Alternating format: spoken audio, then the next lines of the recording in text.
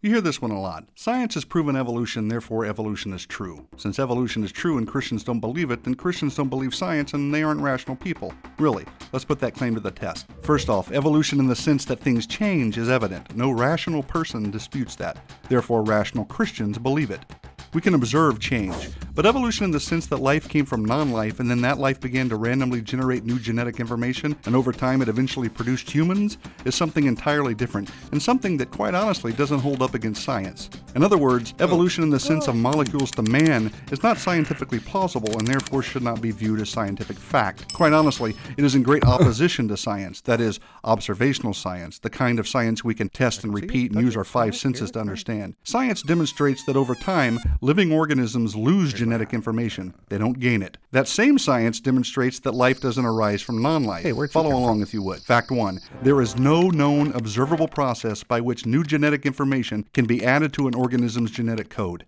None. That pretty much refutes evolution right away because there's no way to go from a fish to an amphibian without adding new information, right? If living organisms cannot produce new genetic information, how can anything gradually change into something of higher intelligence or form or complexity?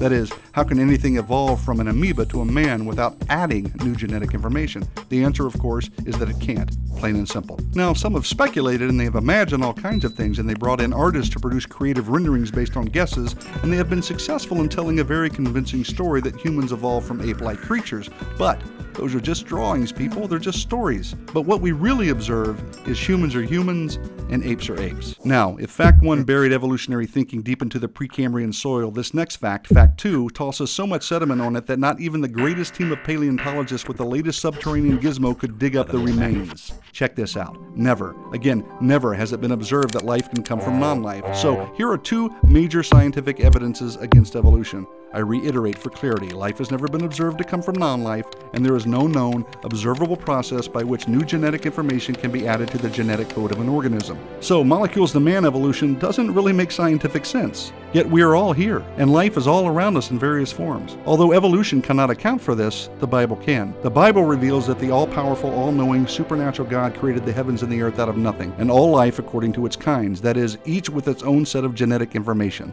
So, again, what the Bible reveals makes sense of what we see and understand. Evolution does not. Enough said.